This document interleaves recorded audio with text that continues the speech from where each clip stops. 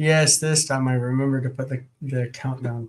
So I hope we have people out there in live chat land and that you guys are ready to tackle some grammar. Today we are looking at the Qal Imperfect. It's session 22 of our coverage of Show's grammar, which is this one. As a reminder, grammar for biblical Hebrew, that's what we're covering.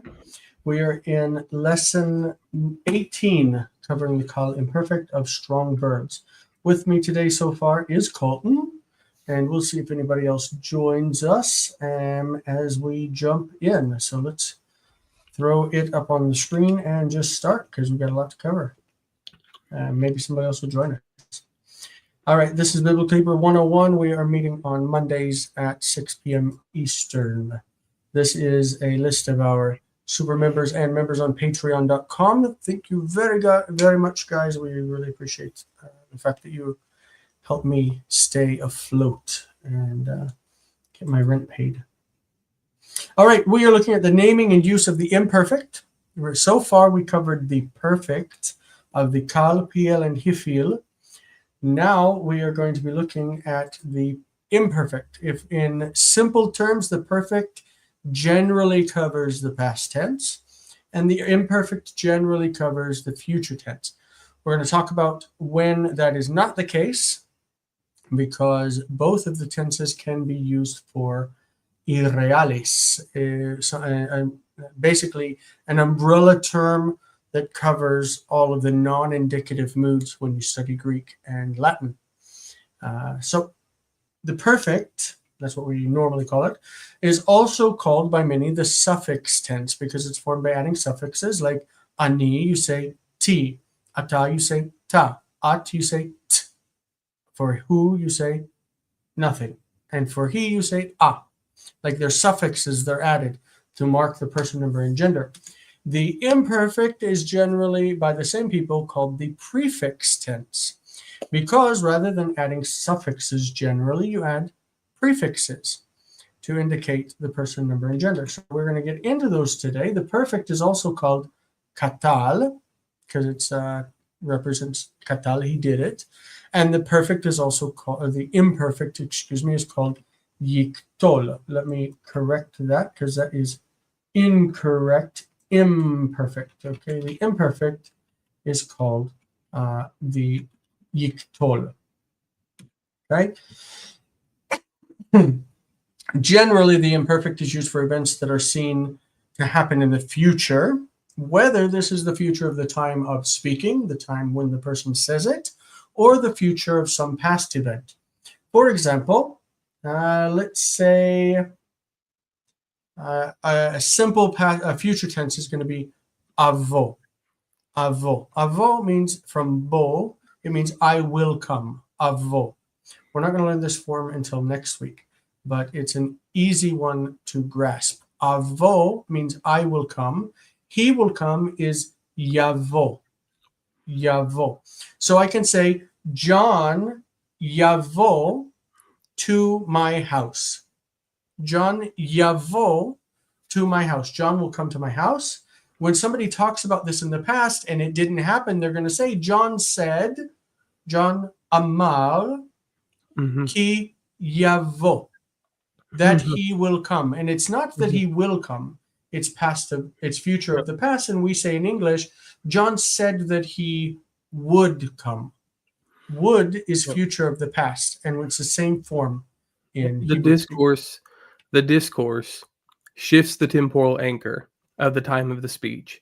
So we can say, you could be talking about yesterday, John said that he will come to my house tonight. The tonight would have been the previous night because you're telling about what John said the day before. Yeah. And so it's a shift in the temporal anchor. But yeah, exactly. It's good. So we would like to say that it's the future, but it doesn't have to be the future because it can actually be the future of the past. And there are other uses that we're going to look at as well. And that is, it's you'll find a also lot used... of times that, sorry. Mm-hmm.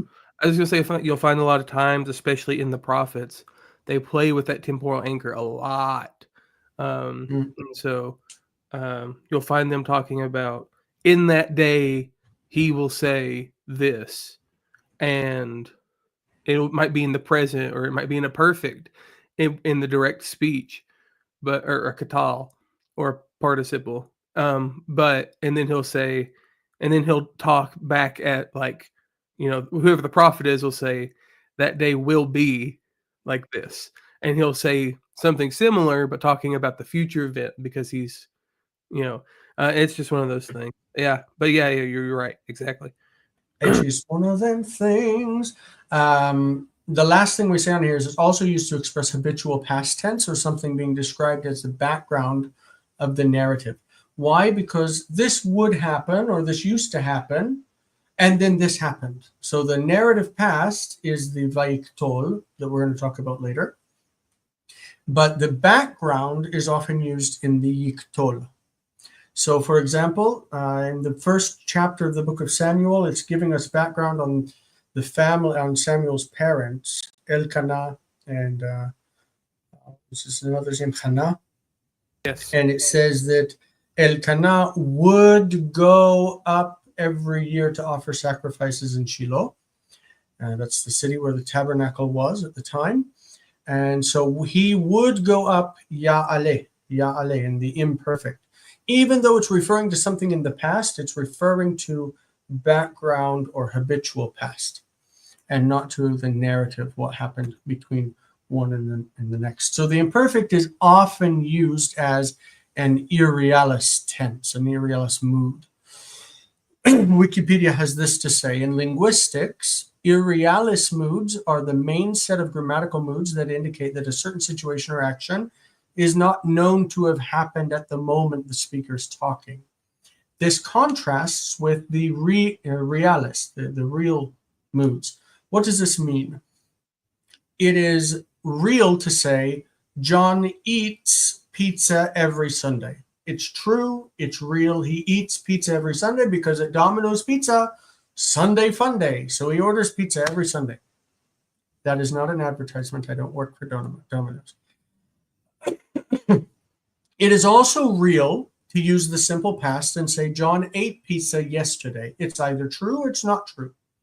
So real moods indicate that it's true or not true. Indicative is normally the term for this.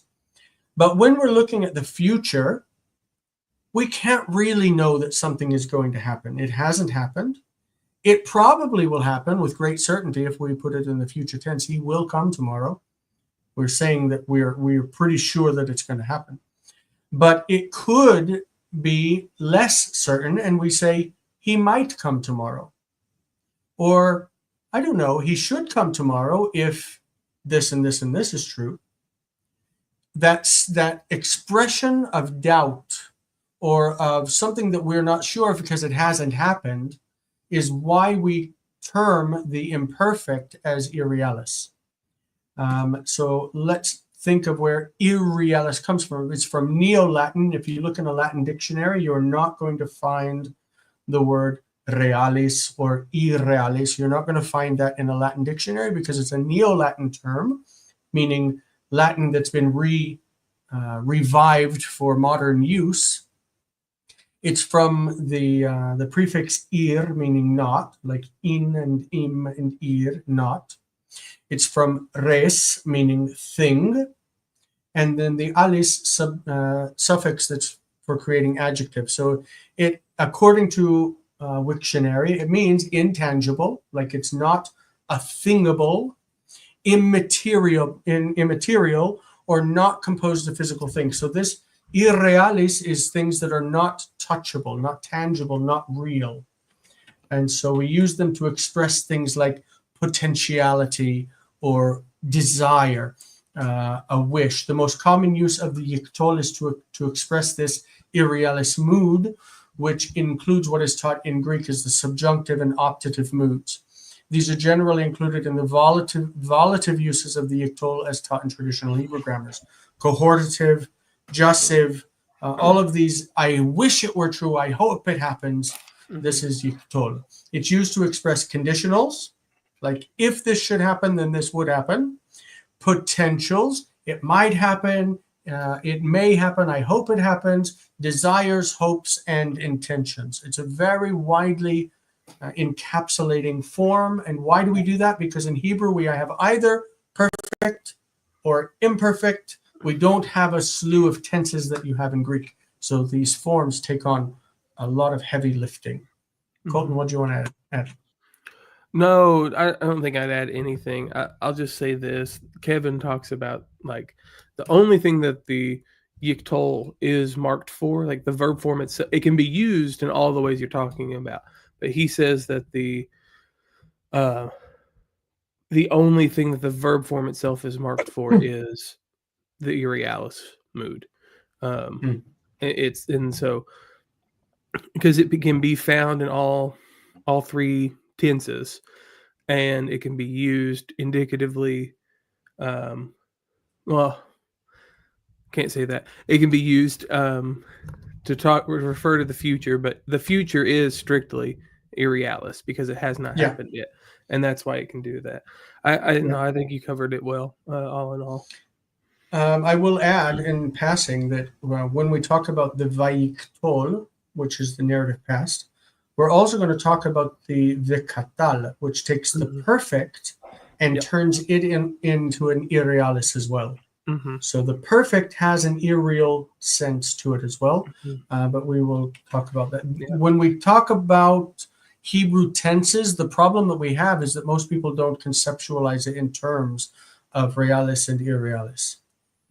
And so that's where, it's really difficult to frame the Hebrew verb when you're trying to explain it to someone who doesn't have experience of the Hebrew verb. Yeah, I can real quickly. The other thing I'll say is with the yiktol, we read irrealis in that it performs similar functions to the volatives or what have you, but it's one of those things with like when it comes to mood or modality, it can express all of the non-indicative like moods. So and what I mean by that, and I'm trying not to muddy up the waters too much. In English, we have words for can, would, like can, must, and so one expresses like the ability to do something. Must is like an obligation, and then what's the other one I'm thinking of? Can, should, might, yeah. And so again, an obligation of some sort, but that's slightly different, right? And so we only have one form. You're talking about it. The yiktol is there for all of that. There is a specific word for to be able to do something, but it's barely used. But it's not used. Right, exactly. It's not used for the purpose of expressing modal stuff typically. Not very often, and so, but it's one of those things where it is. We have one verb form to do all of that work. Even when you teach English as a second language, and you're teaching English grammar, you are going to have a class of verbs that we call modal verbs. These modal verbs are intended to change the main verb into a different mood. Like you're saying, I eat. You say, I could eat. I might eat. I would eat in a certain situation, or I should eat because I'm very hungry. I should eat. All of these verbs that you add to the main verb, should, would, could, might, must. Must is a modal verb of obligation. All of these verbs that you add to it, we don't really say them in biblical Hebrew. You have yiktol that covers all of them. So you need to interpret them into or out of, pull that meaning out of the yiktol form. And so normally we teach the yiktol as I will do this or I shall do this, but we really need to get used to the idea that it incorporates a lot more than just will or shall. It might, it can, there's so many things. So that's what makes teaching it difficult. And when you see us reading Hebrew and we say, in order that I might do this, and it's just a yiktol, it's because we're used to reading Hebrew and we understand that it's not just I will do it, even though that's what the traditional grammars say. Okay, but with that, we need to get into forms. Again, we're going to review the subject prefixes. we're gonna take these as prefixes because these are our pronouns. Ani is I, ata is you if you're speaking to a man, at is you when you're speaking to a woman, hu is he is she, anahnu is we, atem is you when you're speaking to a group of men or men and women together. Aten is you when you're speaking to a group of women, only women. Hem is them, a group of men or men and women. And hen is a group of women when you're talking about them. All right. These are our personal pronouns, the isolated forms. In the same position in the table, in the Qal, basically, we have the three root letters. Oh, I need my pen on. Sorry.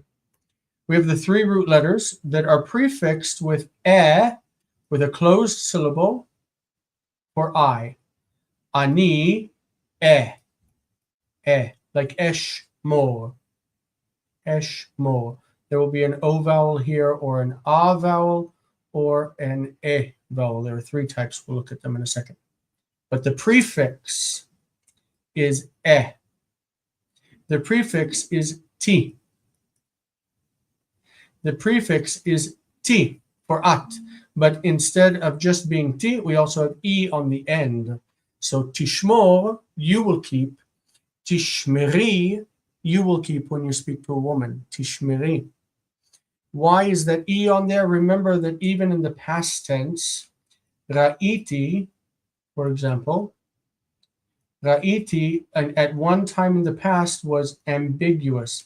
It could have been I saw, or it could have been you, feminine singular, saw. The T ending, the E sound, also belonged to feminine singular for at. So remember that E on there. What's going to happen is that we've got tishmeri and we've got tishmeru. Okay, that's they're going to line up together. They'll sound the same. So T with an E suffix, yi, like yishmor, tishmor.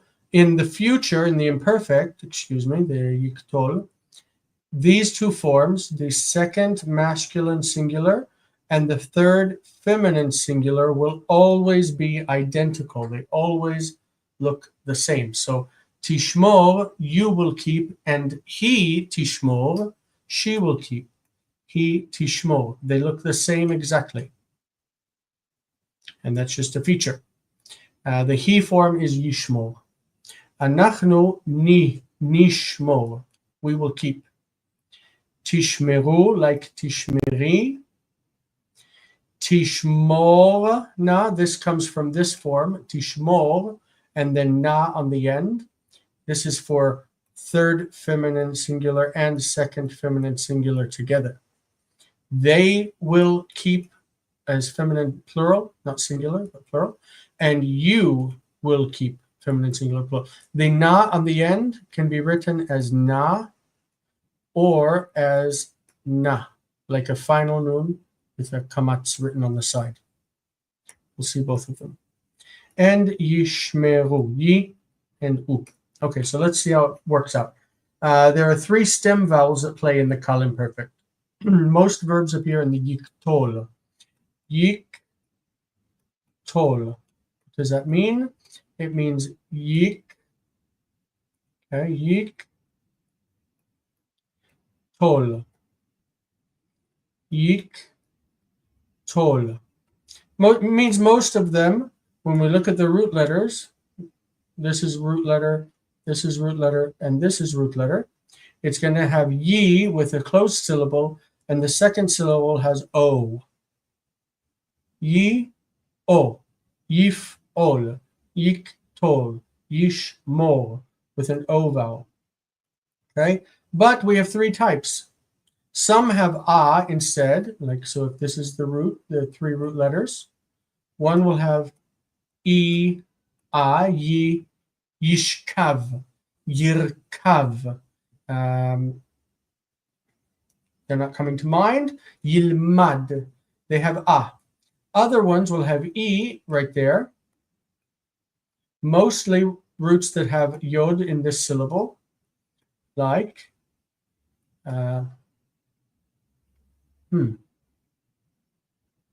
let's think.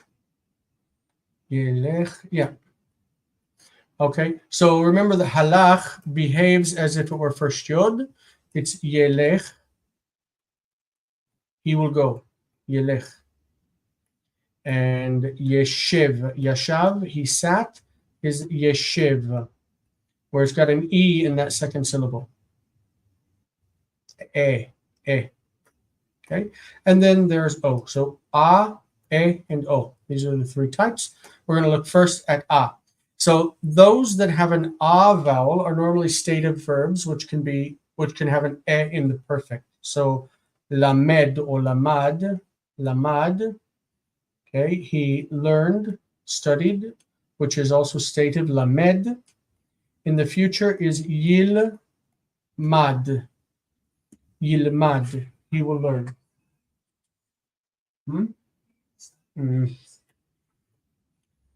Yashen is yishan. Yishan. He will sleep. Yishan. Okay. Ahev, love. Yohav, we say yohav. There's a list of verbs that have O here that we'll figure out later. Yohav, he will love. Then there are others. Rachav, he rode. Yirkav, he will ride. And shachav, lay down. Yishkav, he will lie down. Yishkav. We're looking at words that have a in that second syllable. Okay, we say that these verbs take an imperfect as yiktal, yiktal instead of yiktol.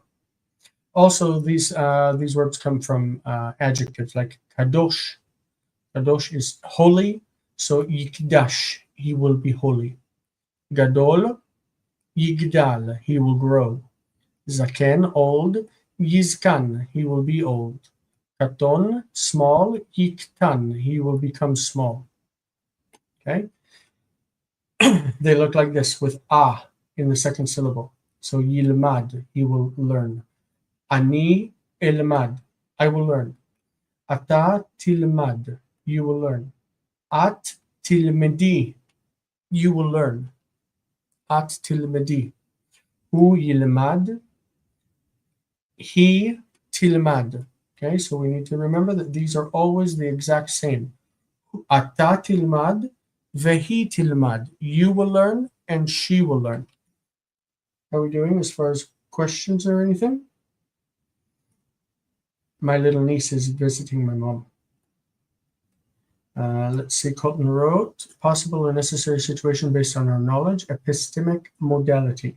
Possible or necessary situation based on someone's obligations, deontic modality. He says referring to things that someone is allowed to do is permissive modality. So there are different types of modality. He's allowed, he may do it, he can do it. Yeah. Okay. In the plural, we've got nilmad. Nilmad, we will learn. Tilmedu, you, atem, will learn. Tilmadna, you, aten, will learn. And also hem, hen, the female. Hen, tilmadna.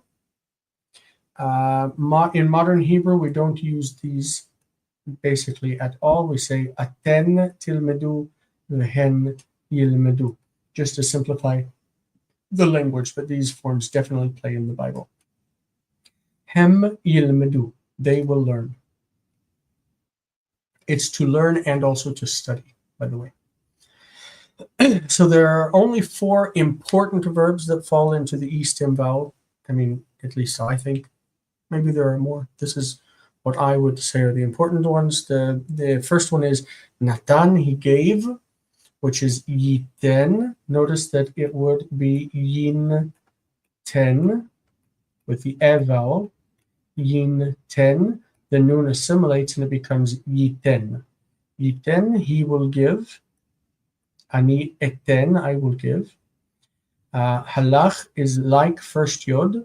So the hey drops out and it's like like this, and you say Yelech, he will go. Ani elech, I will go. Ani elech.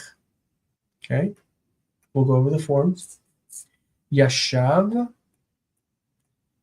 becomes Yeshev, he will sit or dwell. And Yarad becomes Yered, he will go down. Ani ered. Okay.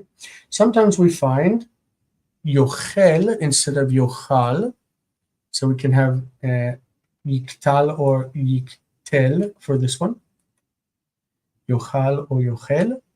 And Yochez and Ye'echoz for both the Qal future of Achaz, to grasp or hold, to hold strong. Le'echoz, to hold. Okay, so third yod roots might also be considered in the E group since they end in segol hey generally. So bana becomes yivne, he will build, and kana, he purchased or acquired, will become yikne, yikne. Okay, so this is our example. Eten, like eshmor, eten has an E in that second syllable. I will give. Eten. Titen, you will give. Titni, you will give when you speak to a woman. At titni. Hu yiten, he will give. He titen, always the same form. She will give. Niten, we will give. Titnu, you will give. Titenna, you, feminine, plural, will give. Yitnu, they will give. Titenna, they, feminine, plural, will give. Okay, remember that always these forms are the same and these forms are the same, always, in the future. Okay, the standard ending, stem root is O. So eshmor, tishmor, tishmeri, with the shifting of that stress, from tishmori becomes tishmeri, yishmor, tishmor, nishmor. Notice the only difference is that prefix. This is why it's called a prefix tense. Tishmeru, tishmorna. It's just like, I'm going to erase here the ink. So tishmor, you drop the na on it and you get tishmorna, meaning you will keep, speaking to a group of women, and also they will keep tishmorna. And yishmeru. Okay, got to repeat the forms again and again. Hopefully we'll have time to put them all into different paradigms as we go on. This is the Qal paradigm for the strong verb. We have not yet gotten to the imperfect, the imperative, but we will. So the way that we look at it is essentially in Hebrew, you start on the right. So we're going to look at this as the past, that is the perfect, and this here as the future, the imperfect. Again, this is not really the name of them. The present, which is how we relate to it in Israel. It's the in-between time, Benoni. And then at the bottom, we're going to have the imperative, the do it. Like, Star Wars, kill him now, In the middle, we have the infinitive, lishmor. We don't, on the table, include the infinitive absolute because it's easy to arrive at, or the vav consecutives, which we can get from the future generally. Okay, so we have shamarti, shamarta, shamart, shamar, shamra, shamarnu, shmartem, shmarten, shamru. We've gone over the past a lot. Shomer, shomeret, shomrim, shomrot. Okay, and right now we're working on this side, which is eshmor, tishmor, tishmeri, yishmor, tishmor, nishmor, tishmeru, tishmorna, yishmeru, tishmorna. Okay, we haven't yet gotten to the infinitive, but it's pretty easy to do. Lishmor, lishmor. With that, I've labeled each part, the participle at the top. That whole box is the participle. Perfect on the right, imperfect on the left. And then down at the bottom will be our imperative, infinitive and imperative. Imperative is the do it. Okay, so that's the layout of how I make my paradigms, the verb tables, which we will get to in the future. All right, how are we doing on time? It's right now past. And Colton, if you're there, I would like you to join me at this point because we're going to do translation of some exercises and also some playing around with them. But I don't know if you're there or not. There Indeed, I am here. All right. So exercise 18 is from the book. Let's get a page number for those who are interested. It's the grammar exercises for the chapter. These are on page 211 to 213. What I'm looking at is section C. It says translate the following into English. I've pulled two sentences, number 2 and number 8. And so we will I put number 2 on the screen right now. We're going to translate it. And then I'm going to change the translation, the sentence in Hebrew, and work on translating each one. Okay, so Yizkor le'olam brito. Yizkor le'olam brito. This is from a psalm, so it is it's not complete syntactically as we would normally consider completion. It's missing the word et. Right? But if we read it with et, how would you understand this? I would understand this as could be let or will, but either one, I imagine. But the Lord will remember his covenant forever. I supplied the Lord. He will remember his covenant forever. Sorry. He will remember his covenant. Remember his covenant forever. 5 ever. Yes. 16 ever. He will remember his covenant forever, or like you said, it could be may he remember his covenant forever. It could even be understood as he remembers. Remembers. He remembers his covenant forever. All of those senses are wrapped up in it, right? Yeah. I'm going to change it a little bit and say, Nizkor le'olam et brito. Now I've changed the subject here, and I've added the word et, because in prose we will normally see et. Nizkor le'olam et brito. What's that one? Oh, we will remember the covenant forever. We will remember his covenant forever.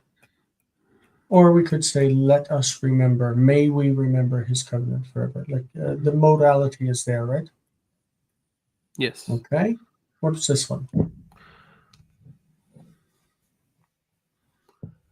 Let us remember our covenant with the Lord forever.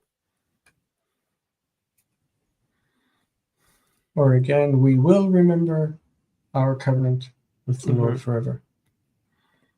Yeah. What do you want to say? I mean, I don't know. It's one of those things where it's like it just feels like a cohortative, you know, in that kind of modal sense. Just because of the idea of like Beritenu, like, yeah, we're gonna remember our covenant, but like our covenant with the Lord, like, you know, it's just like I don't know, it's just one of those feel things. It's like it just feels like the cohortative makes more sense there, and I can't like exactly and cohortative. Yeah, sorry. Cohortative means let us. Yeah. It's another modal. Yeah. Let us. Okay. Here's the next one.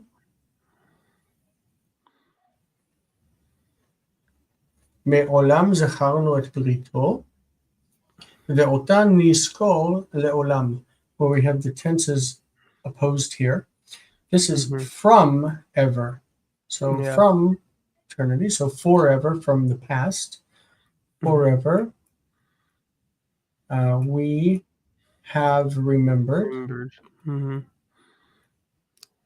His covenant. We have always remembered his covenant.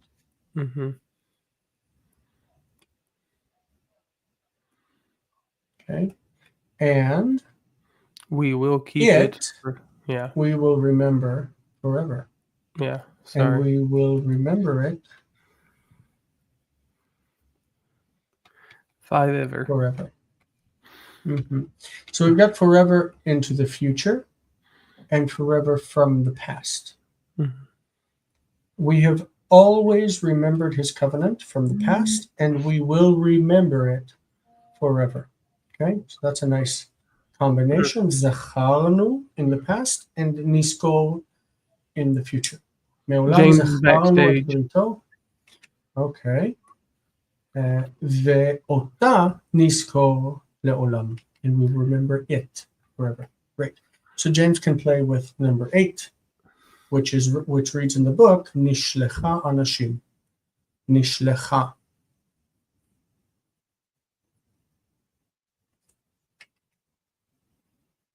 Ah, you muted, sir. Nishlecha Anashim. She has sent people? Wait, I don't know.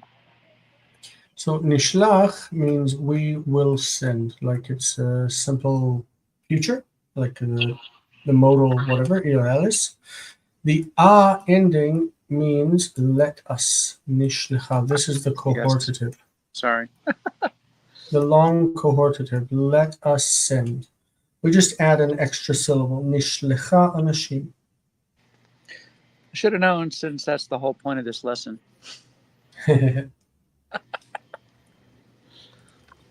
So it's let us send men. Let us send. Nishlecha anashim. Okay. I've added something. So we will send, or we should send, or we will send Anashenu, our men, our people? Our men. So Anashim is people, and Anshenu is our people. Nishlach et Anshenu. You will send our people. Great. Now I'm going to change from I will send, or from you will send to I will send. I will send my messenger. Eshlach et malachai. Malachai. Bini. I will send my messengers. Plural. Jers. I'll send my messengers. Eshlach et malachai. If it were my messenger, it would be et malachi. Yeah, I should know my son. Malachi. Yep. His name. What is this one? We call him Malachi, so that's why I was confused. What's this one? Let me send my messengers. Let me send. Eshlecha. Eshlecha is first person cohortative. Let me send. Eshlecha et malachai. Let me send my messengers. And then a longer one. Shalachnu malachim el malchei haaretz velo sham'u alehem. We sent messengers to the messengers of the Not to the land. Messengers. To the kings of the land, sorry. Yeah. And they did not listen to them. Yeah. Right. They didn't listen to them. They didn't obey them. Okay. So our longer sentences make better sense. The longer sentences get, the more sense they make. The small sentences are always the problem for understanding and translation because you don't have a lot to build on. Me'olam zacharnu et brito ve'ota nizkor le'olam. We have always remembered his covenant and we will remember it forever. And then at the bottom, שלחנו מלאכים אל מלכי הארץ, ולא שמעו עליהם. We sent messengers to the kings of the land, and they did not listen to them, or they didn't hear them or obey them. All right, fantastic, guys. We are looking now at the vocabulary from the chapter. All right, bala. Bala, to swallow. It means he swallowed. The present tense, you say bolea. Infinitive, livloa. And the future, hu yivla. Hu yivla, he will swallow. To burn, this is like something is burning. Ba'ar, in the past. Present, bo'er, bo'er. And the future, yiv'ar, yiv'ar. So far, these are yiktal, futures. Okay, to burn something or burn it up or consume it is in the PL, and we say bi'er, bi'er. The present, you say meva'er, meva'er, meva'er,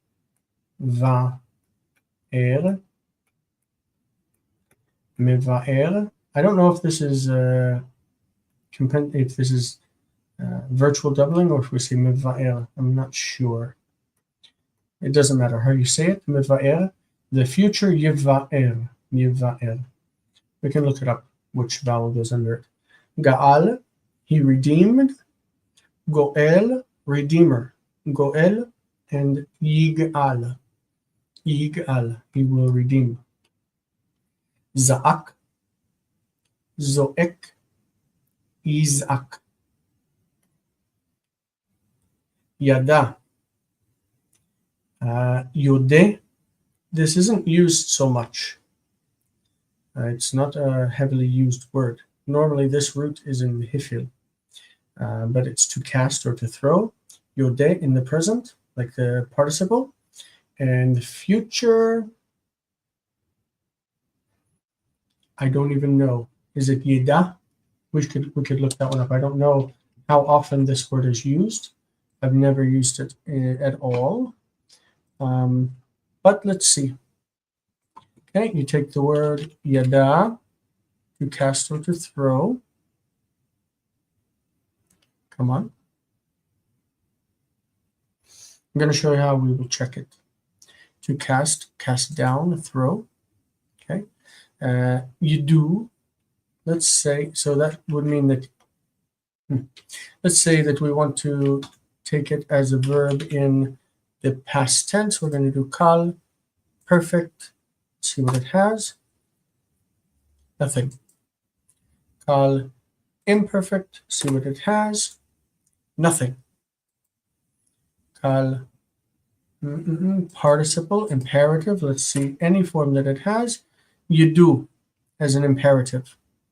See, the word is used so infrequently that we don't really have it very much at all. Let's see how many. The only Qal use of the verb is here in Jeremiah 50:14. It doesn't appear anywhere else, so it's not really a word that you need to learn in the Qal.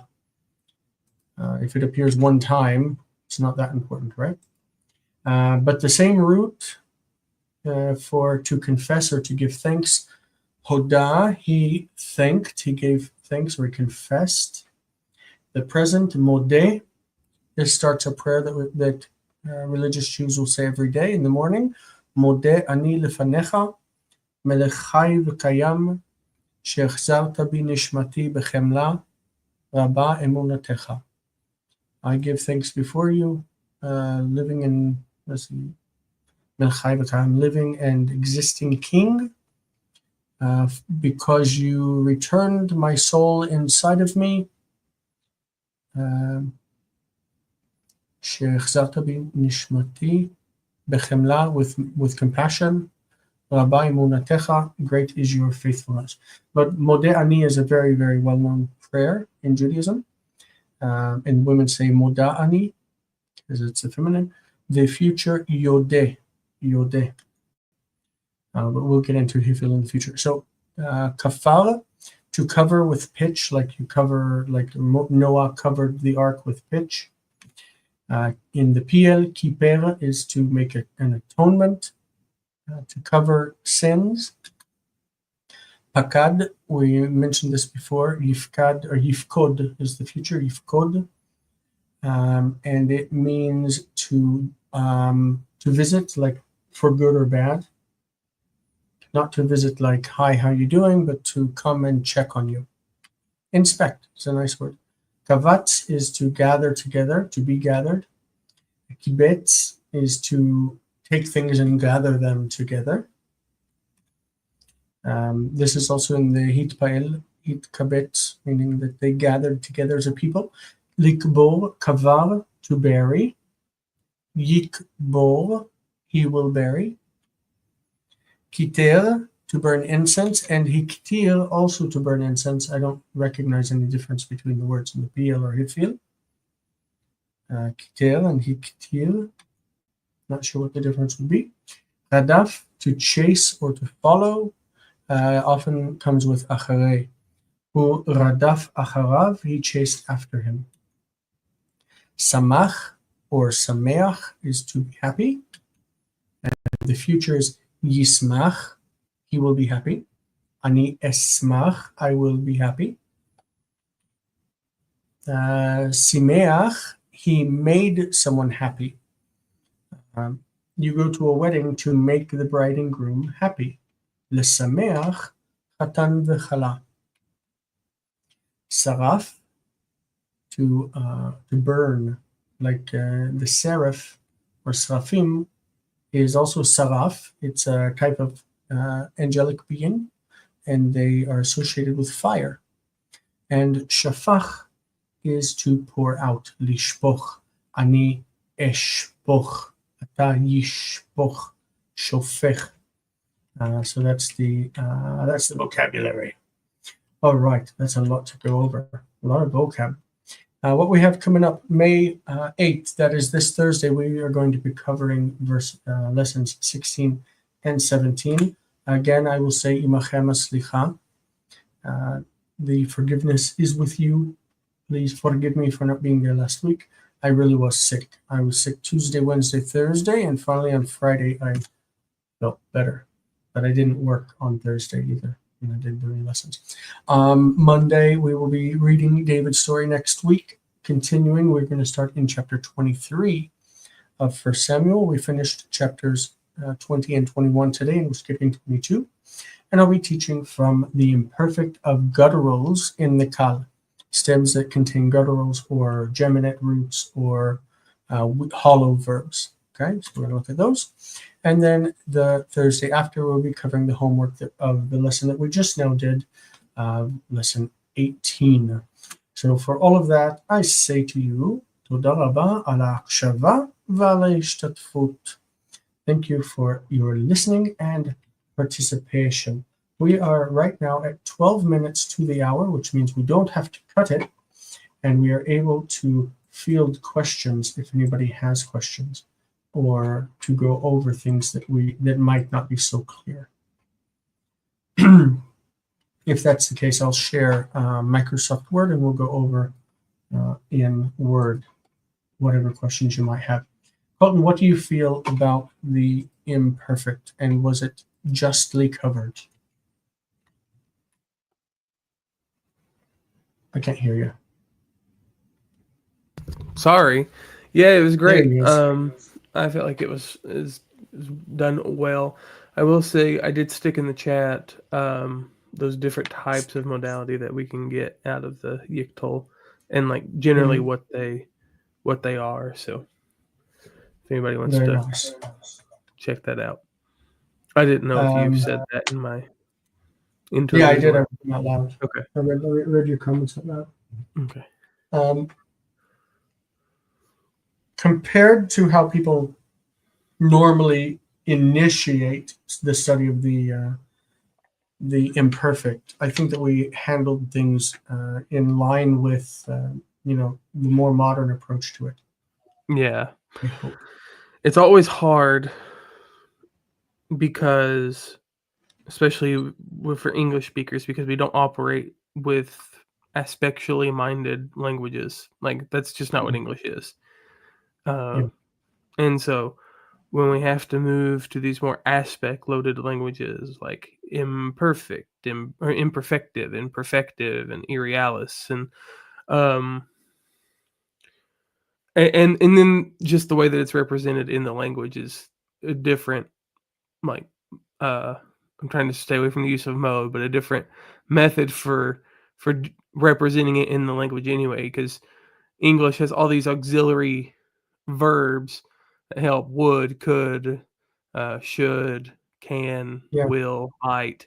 We have all these extra things that help clarify that. And so when you don't have those explicitly in every language, it doesn't mean that they're not as sophisticated, but everything just kind of gets lumped together, and that's fine. It's just hard to. There are some, what I want to say, in incongruities that are harder to, like, grasp when you don't have a feel for them. Um, Yeah.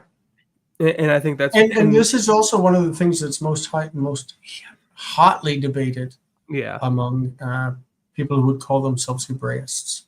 yeah, yeah. It probably the most argued about verb form and what it actually entails.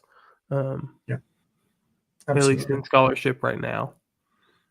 I sent the slides to Jonathan earlier on, and he really wanted to be here too, because this is one of his hobby horses as well, like how to understand realis in Hebrew. Yeah, So it's interesting though. It's